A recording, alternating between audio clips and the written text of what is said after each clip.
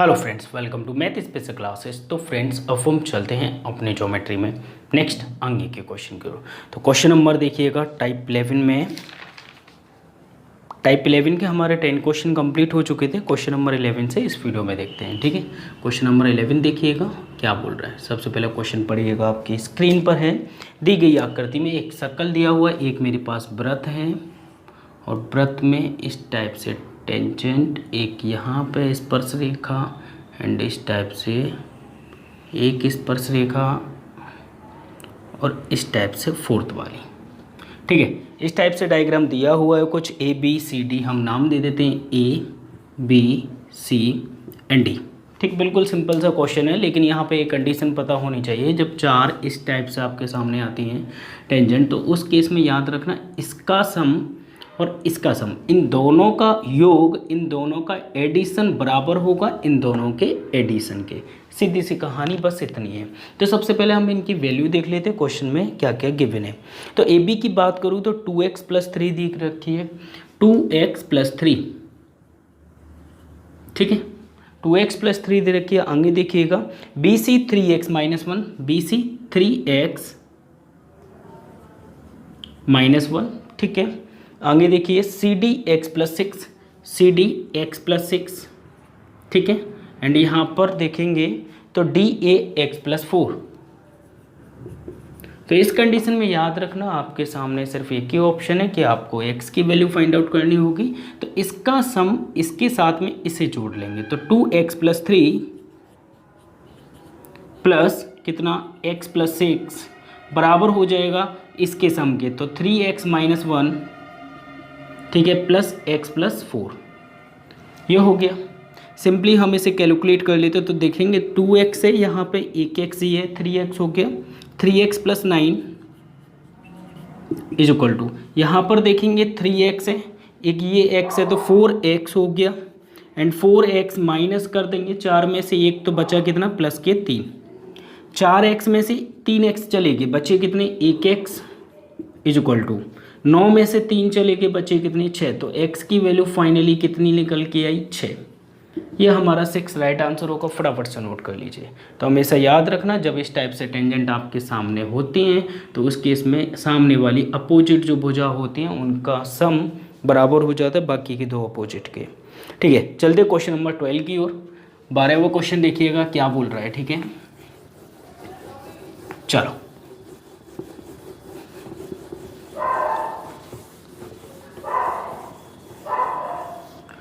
Question number 12 देखते हैं। 12 में क्या दिया हुआ है। क्वेश्चन नंबर 12 में दिया हुआ है ओ केंद्र और 4 सेंटीमीटर त्रिज्या वाले एक वृत्त के क्यू बिंदु पर पी आर एक स्पर्श रेखा है, ठीक है। तदनुसार यदि angle P O R 90 degree है, ठीक है। तो अभी पहले इतना ही कर लेते हैं, ज़्यादा जरूरी है पढ़ना। ओ केंद्र और 4 सेंटीमीटर। अब देखो एक मेरे पास ओ केंद्र वाला वृत्त है सबसे पहले, ठीक है। ओ केंद्र, ध्यान से देखिएगा, और 4 सेंटीमीटर त्रिज्या वाले एक वृत्त के क्यू बिंदु पर पी आर स्पर्श रेखा है। पी आर जो है स्पर्श रेखा है क्यू पर, मतलब ये पॉइंट मान लो एंड यहां से इस टाइप से दे दो।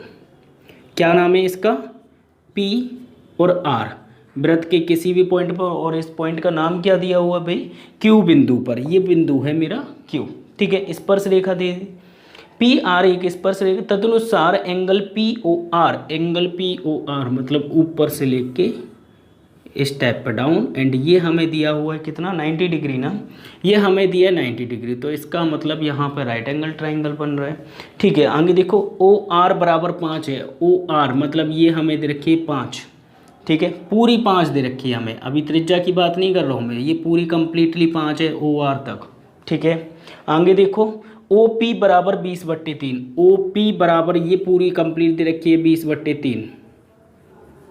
या तो आप पाइथागोरस थ्योरम लगा दो कहीं से भी तिकड़मबाजी करके, या फिर आप सीधे सीधे ट्रिपलेट से भी कर सकते हो, पाइथागोरस थ्योरम से भी, ठीक है। आगे देखो क्वेश्चन क्या बोल रहा है, तो पी आर की लंबाई कितनी होगी। पी आर मतलब ये हमसे पूछा। अगर मैं इसे थोड़ा सा सीधा करके लिख दूं घुमा के इस टाइप से, कि हमें इस टाइप से एक राइट ट्राइंगल दिया हुआ है, ठीक है।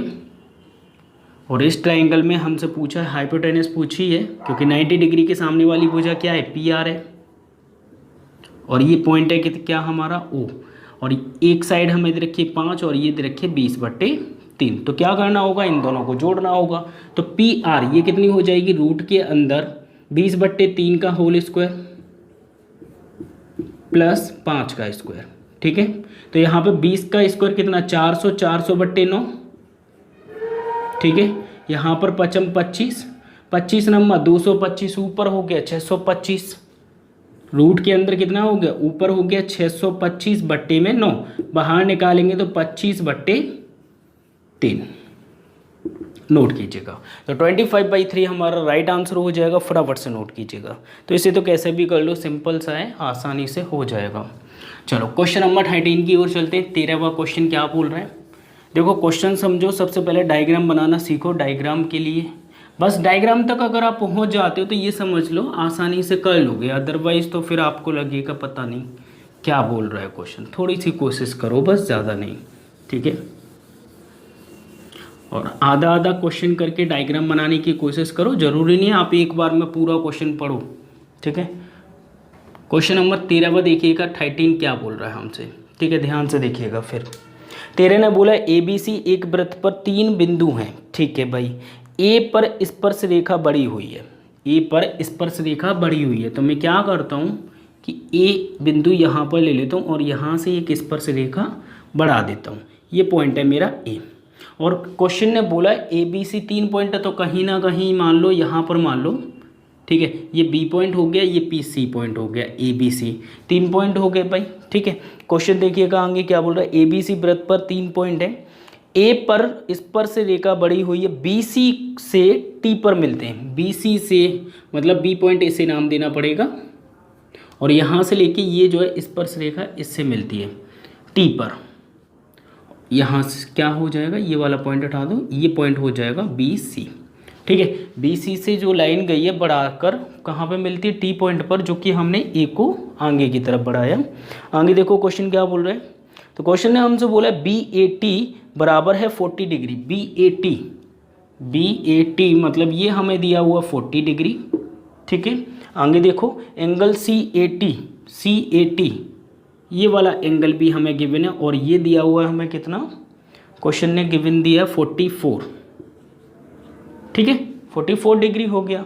आगे देखेंगे क्वेश्चन में क्या बोल रहा है, तो क्वेश्चन ने बोला है हमसे कि BC द्वारा वृत्त के केंद्र पर बनाया गया कोण, BC द्वारा।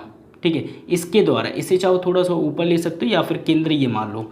तो BC द्वारा हमें यहाँ पर जो एंगल बन रहा है, इस एंगल का मान निकालना है। ठीक है, वृत्त का केंद्र ये हो गया O। अब इसे निकालने के लिए मुझे इसके ऊपर वाला एंगल चाहिए, मतलब यहाँ से लेके मुझे ये वाला एंगल निकालना होगा। जैसे कि अगर आपके पास ये वाला सेंटर पॉइंट है और ये एंगल आपको पता है, तो आप ऊपर वाला निकाल सकते हो, या फिर ऊपर वाला पता है तो उसका दुगना कर देंगे तो अपना आ जाएगा, या भी नीचे वाला पता है तो इसका आधा कर दो। तो अगर मैं यहाँ पर ये वाले एंगल पर पहुँच जाता हूँ तो इसका दुगना होगा ये। अब इस पर पहुँचने के लिए आपको पता होना चाहिए क्या, 40 और ये 44, ध्यान से समझना। 40 44, एक ट्राइंगल का सम कितना होता है 180। 180 में से 84 माइनस कर देंगे, ये कितना बचेगा मेरा 96 बच जाएगा। ये मेरा 44 है। मैंने आपको एक पॉइंट और बताया था क्या, कि यहाँ से इस टाइप से आपके सामने अगर डायग्राम हो और ये वाला एंगल जो हमेशा इसके बराबर होगा। ठीक है, तो ये एंगल इसके बराबर, मतलब 44 बराबर हो जाएगा किसके, एंगल बी के। तो ये भी एंगल कितना हो गया 44 हो गया। सबसे पहले मैं इसे निकालने की कोशिश कर रहा हूँ और कुछ नहीं। अच्छा, ये एक स्ट्रेट लाइन है, स्ट्रेट लाइन है, ये 96 है। ठीक है, 96 है, तो ये वाला एंगल कितना हो जाएगा, आप बोलोगे 84, या फिर आप देखेंगे तो ये एक्सटीरियर एंगल बन रहा है, इन दोनों के सम के बराबर होगा, तो ये हो जाएगा मेरा 84। 84 और 44 कितना हो गया भाई, इन दोनों को प्लस कर लें, इसमें से एक 180 में से माइनस कर दें तो कितना हो जाएगा वो देख लेते हैं जी। तो 84 4 इसे दे दो तो मतलब 48, 84 80 100 में से 48 माइनस कर दीजिए, 52 बचेगा। कितना बचेगा भाई, 52 बच जाएगा ये, क्योंकि देखो 80 माइनस कर दिए, 180 में से 4 इधर भेज दिए, 100 बचे, 100 में से 48 माइनस करेंगे तो 52 बचेंगे, 52। 52 का डबल कर देंगे तो कितना हो जाएगा, 104 डिग्री हो जाएगा इसका आंसर, जो कि केंद्र पर बना एंगल पूछ रहे हैं। एंगल BOC बराबर हो जाएगा 104 डिग्री। ये हमारा राइट आंसर होगा, देख लीजिए 104 ऑप्शन नंबर 4 बिल्कुल राइट है, फटाफट से नोट कीजिएगा। ठीक है, चलते क्वेश्चन नंबर 14 की ओर। ठीक है, क्वेश्चन नंबर 14 क्या बोल रहा है देखिएगा ध्यान से।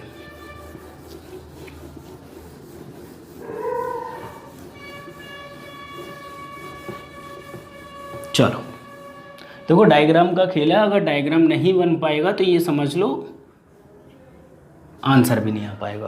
क्वेश्चन नंबर 14 देखिएगा, XY 9 और 2 सेंटीमीटर त्रिज्या वाले वृत्त के केंद्र है। ठीक है, X और Y जो है, X और Y 9 और 2 सेंटीमीटर त्रिज्या वाले वृत्त के केंद्र है। मतलब एक थोड़ा छोटा बनाते हैं, 2 वृत्त हैं,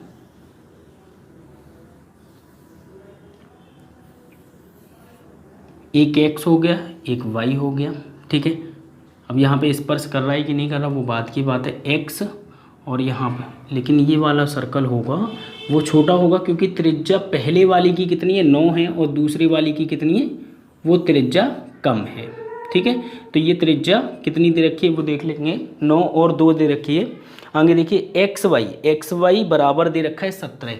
ये वाला पॉइंट X था, ये Y था, इन दोनों के बीच में जो अंतर है वो कितने का है, 17 का है। समझ गए, कितने का बन रहा है, 17 का बन रहा है। आगे देखिएगा, क्वेश्चन में बोला Z एक ऐसा वृत्त का केंद्र है जिसकी त्रिज्या R सेंटीमीटर है। ठीक है, लेकिन बना कहाँ है वो देखो, और जो उक्त दोनों वृत्तों के बाहर से स्पर्श करता है, मतलब इन दोनों वृत्तों के बाहर से स्पर्श करता हुआ एक वृत्त बनाया गया जिसकी त्रिज्या क्या है, जिसकी त्रिज्या R है। तो अगर मैं यहाँ से एक लाइन ड्रॉ कर दूँ इसके सेंटर तक, यहाँ से इस टाइप से ड्रॉ कर दूँ, तो ये तो मेरे पास R है, ये भी R है, ये आप लोग, ये तो पूरी 17 दे रखी है। ठीक है, बीच में गैप होगा क्योंकि देखो ये 9 है, ये 2 है, 9 और 2 तो भाई 11 ही हो रहे हैं, लेकिन ये 17 है, इस वजह से यहाँ पर स्पेस छोड़ा। यहाँ पर देखेंगे तो ये त्रिज्या दे रखी है 9, ये त्रिज्या दे रखी है 2।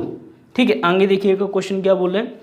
क्वेश्चन ने बोला है कि XZY 90 डिग्री, XZY, X ये वाला पॉइंट Z है, XZY 90 डिग्री, मतलब ये 90 डिग्री पर काट रहा है, मतलब समकोण त्रिभुज है। राइट एंगल ट्राइंगल है तो इसे बाहर निकाल लेते हैं। राइट एंगल ट्राइंगल इस टाइप से बनता है, हम लोगों ने पहले बहुत पढ़ा है।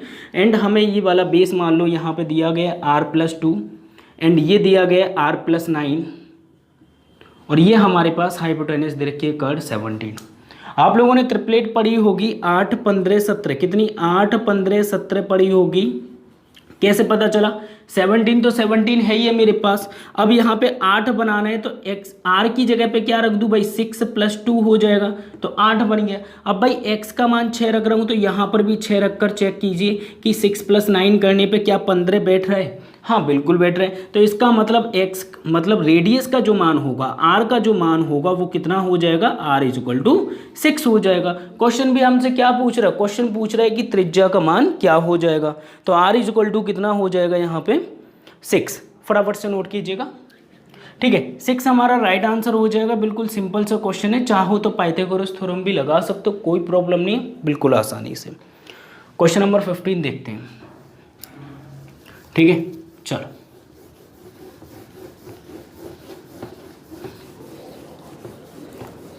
क्वेश्चन नंबर 15 देखिएगा।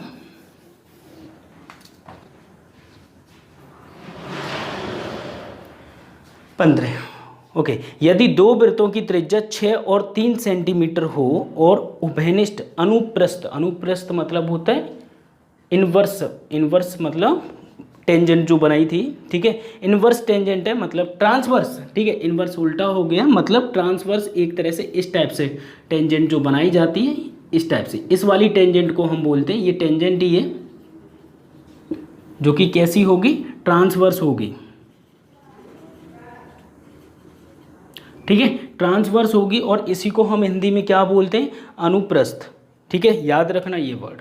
ओके, और टेंजेंट बराबर, एक बात और बता दूं कि टेंजेंट बराबर क्या होता है, ये मान लो O1 है, मैंने वीडियो में बताया बेसिक में, ये मान लो O1 है एंड ये मान लो O2 है। ठीक है, सेंटर पॉइंट, तो यहाँ से इन दोनों के बीच का डिस्टेंस, ठीक है, डिस्टेंस मान लो D है। ठीक, टेंजेंट अगर आपको फाइंड आउट करनी है तो याद रखना कि टेंजेंट, टी फॉर टेंजेंट हो गया, टेंजेंट का स्क्वायर बराबर होता है डिस्टेंस का स्क्वायर, ठीक है। एंड इन दोनों की रेडियस मान लो ये r1 है, ये r2 है, तो r1 माइनस कर देंगे r1 प्लस r2 का होल स्क्वायर, ठीक है। ये फॉर्मूला आप लोगों को पता होना चाहिए अभी के लिए। बेसिक में मैंने सीधा कराया है, ठीक है, ऐसे भी कराया है, ऐसे भी कराया है, यहाँ पर भी बना के आप लोगों को फॉर्मूला लिखा दिया है। अभी के लिए ये यूज़ होगा, देखते हैं, ठीक है।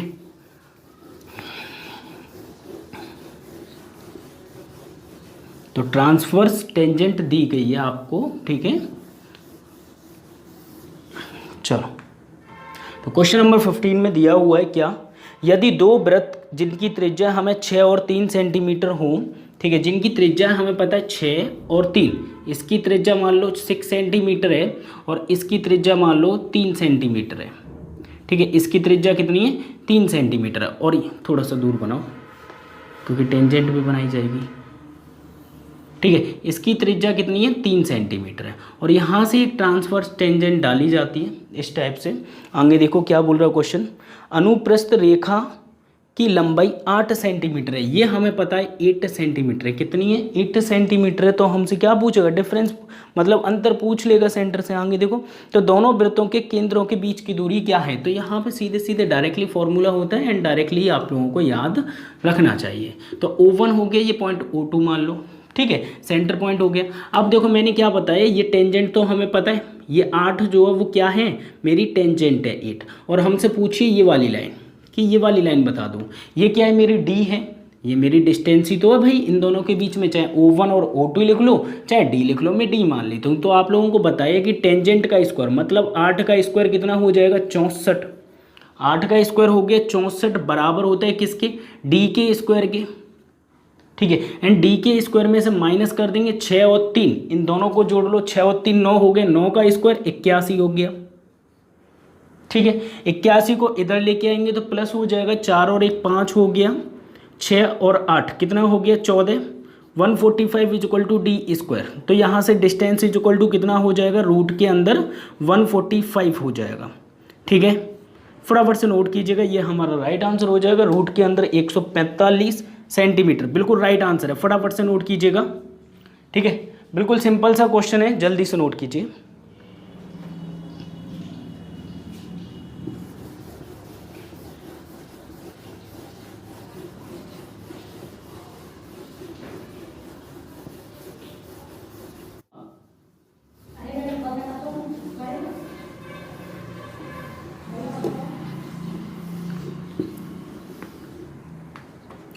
क्वेश्चन नंबर 16 देखिएगा, 16 क्या बोल रहा है आपसे, ठीक है।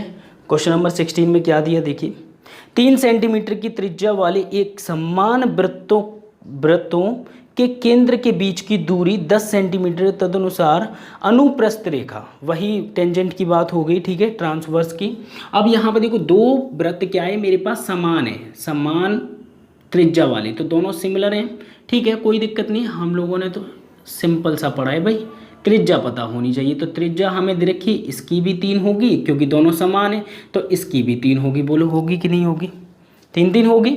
आगे देखो क्वेश्चन क्या बोल रहा है, इनके बीच की दूरी 10 दे रखी है, इनके बीच की दूरी कितनी है भाई, 10 सेंटीमीटर है। अब एक का बात बताओ, ये कितना हो जाएगा, ट्रांसवर्स आपसे पूछ लिया जाएगा। तो टी स्क्वायर हमें पता है क्या होता है भाई, इसका स्क्वायर 10 10 जब 100, 3 और 3 6 का स्क्वायर, माइनस कर देंगे कितना, 6 का स्क्वायर मतलब 36। तो यहाँ पे देखेंगे टी स्क्वायर बराबर हो जाएगा किसके, 64 के।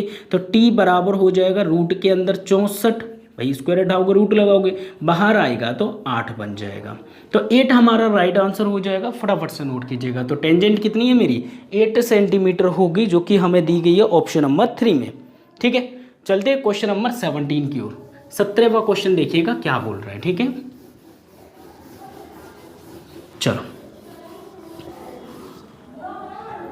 तो क्वेश्चन नंबर 17 देखिए, 17 में दिया हुआ है दो वृत्तों की त्रिज्या 5 और 3 सेंटीमीटर है, उनके केंद्रों के बीच की दूरी 24 है, ठीक है। केंद्रों के बीच की दूरी 24 दे रखी है। अनुप्रस्थ अभिनिष्ट स्पर्श रेखा हमसे पूछी है, टेंजेंट पूछी है, ट्रांसवर्स टेंजेंट।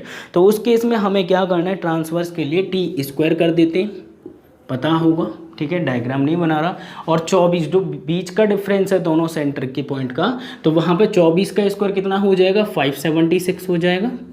माइनस कर देंगे, दोनों की त्रिज्या का सम करके स्क्वायर कर ले, तो सम कितना हो जाएगा, दोनों 5 और 3 8 8 8 64, 8 8 जा 64, माइनस कर देंगे। तो यहाँ पे t बराबर देखेंगे तो रूट के अंदर कितना आ जाएगा भाई, 6 में से 4 गए तो 2 बचे, 7 में से 6 गए तो 1 बचा, और यहाँ पे 5 हो गया, 512, 256 का डबल, मतलब यहाँ पे हम बोल सकते 256 मल्टीप्लाई कितना 256 कितने का स्क्वायर होता है भाई, ये होता है मेरा 16 का, तो 16 बाहर आ जाएगा भाई। तो t इज इक्वल टू कितना हो जाएगा, 16 तो बाहर आ जाएगा, लेकिन रूट के अंदर 2 बच जाएगा, तो 16√2 हमारा राइट आंसर हो जाएगा। नोट कीजिएगा, ये तीनों क्वेश्चन एक ही कॉन्सेप्ट पर है और कुछ नहीं है।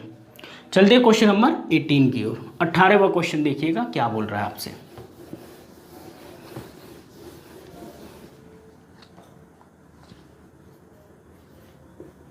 क्वेश्चन नंबर 18 में दिया हुआ P और Q एक वृत्त, ठीक है, जिसका केंद्र O है।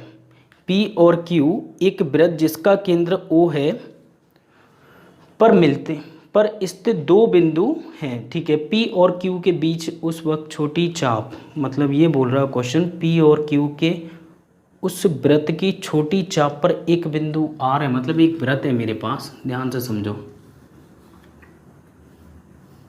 एक वृत्त है एंड यहाँ पे एक चाप है, जैसा बोल रहा है बस वैसा करो, थोड़ा बहुत समझ लो, बाकी अपना ब्रेन यूज़ करो, ठीक है।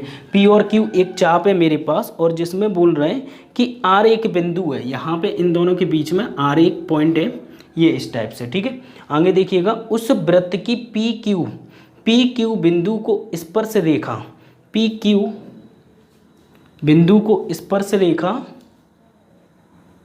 एक दूसरे से S पर मिलती हैं, ठीक है। आगे देखिएगा, एंगल PSQ, मतलब ये P और Q वाली जो स्पर्श रेखाएं, मतलब यहाँ से एक टाइप से इस टाइप से स्पर्श रेखाएं, ठीक है। और ये स्पर्श रेखा कहाँ पर मिलती हैं, ये एक पॉइंट दिया हुआ है हमें क्वेश्चन में कि स्पर्श रेखाएं P और Q एक दूसरे से कहाँ पर मिलती हैं, S बिंदु पर मिलती हैं, तो ये बिंदु हो गया मेरा S हो गया। आगे देखो क्वेश्चन के उत्तर अनुसार, यदि PS कहाँ पर है, SQ, ये हमें दे रखा है कितना, क्वेश्चन ने गिवन दिया हुआ है 20 डिग्री, 20 डिग्री दिया हुआ है, ठीक है, 20 डिग्री दिया हुआ है। आगे देखो क्वेश्चन क्या बोल रहा है, तो एंगल PRQ किसके बराबर होगा, एंगल PRQ, तो यहाँ से देखो बिल्कुल सिंपल सा फंडा है कि एक बात बताओ, यहाँ पे ये बनता है साइक्लिक क्वाड्रिलेटरल, ठीक है। ये 20 है तो ये कितना हो जाएगा, निकाल सकते हो, सीधी सी बात है, ये हो जाएगा सर 160 डिग्री का, क्योंकि इन दोनों का सम होता है 180 डिग्री। अच्छा 160, अच्छा इसके ऊपर वाला एंगल निकाल सकते हो क्या, जब ये 160 है तो ये हो जाएगा 80 डिग्री। अब एक आपके पास साइक्लिक क्वाड्रिलेटरल बचा है, जिसमें इस टाइप से आपके सामने डायग्राम है, और ये दिया हुआ है आपको 80 डिग्री। तो एक बात बताओ, ये वाला एंगल कितने का हो जाएगा जो नीचे दिया है, ये देखो साइक्लिक क्वाड्रिलेटरल बन रहा है, सीधी सी बात है ये, और इन दोनों का सम होता है 180 डिग्री, तो ये हो जाएगा कितने का, 100 डिग्री का। तो ये कितना हो गया, 100 डिग्री हो गया, और यही हमारा क्या हो जाएगा, राइट आंसर। कितना हो जाएगा, 100 बिल्कुल करेक्ट आंसर होगा, जो कि हमें दिया हुआ ऑप्शन नंबर 4 में। चलते हैं क्वेश्चन नंबर 19 की ओर। 19वां क्वेश्चन देखिएगा फटाफट से, ठीक है। 19 क्या बोल रहे हैं देखते हैं।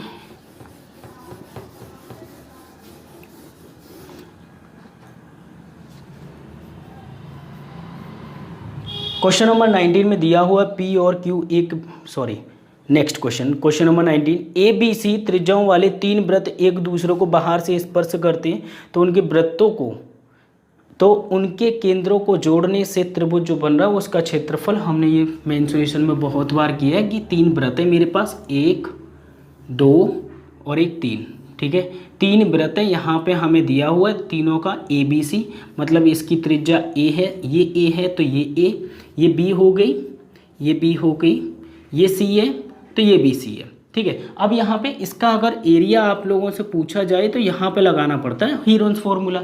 हीरोन्स फार्मूला के लिए मुझे चाहिए होता है सेमी पेरीमीटर, मतलब सेमी पेरीमीटर अर्ध परिमाप निकालना है, तो S इज इक्वल टू कितना हो जाएगा, देखो परिमाप कितना है 2a 2b 2c, मतलब 2 कॉमन ले लो and a plus B plus C, ठीक है, एंड डिवाइडेड बाई 2, 2 से 2 कट गया तो s इज इक्वल टू कितना हो जाएगा, a प्लस बी प्लस सी हो जाएगा, ठीक है। s इज इक्वल टू हो गया a प्लस बी प्लस सी। अब यहाँ पर देखो सीधी सी बात है, s निकल गया। हीरोन्स फॉर्मूला क्या कहता है भाई, एरिया निकालने के लिए सीधी सी बात है, रूट के अंदर सबसे पहले s कितना है, a plus B plus C, ठीक है, एंड इसमें मल्टीप्लाई कर देंगे कितने का, s माइनस ए का मतलब है कि यहाँ पर एक साइड को माइनस करना है, s में से एक साइड को माइनस करो, a भी माइनस करेंगे c बचेगा, ac माइनस करेंगे b बचेगा, bc माइनस करेंगे a बच जाएगा, तो हम बोल सकते हैं कि a इंटू बी इंटू सी बचेगा, तो ये हमारा एरिया हो जाएगा। अगर वैल्यू होती तो हम सीधे सीधे वैल्यू पुट कर देते, तो a plus B plus C and A B C भी लिख सकते हो, कोई प्रॉब्लम नहीं, इंटू लगाना जरूरी नहीं है।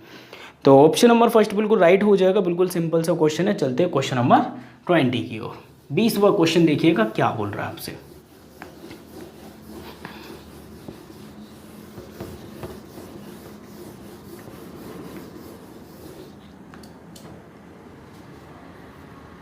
क्वेश्चन नंबर 20 ने हमसे बोला है कि दो वृत्त ए और बी पर प्रतिच्छेद करते हैं, ठीक है, दो वृत्त हैं जो कि ए और बी पॉइंट पर प्रतिच्छेद कर रहे हैं। मैं यहाँ पे बना लेता हूँ दो वृत्त,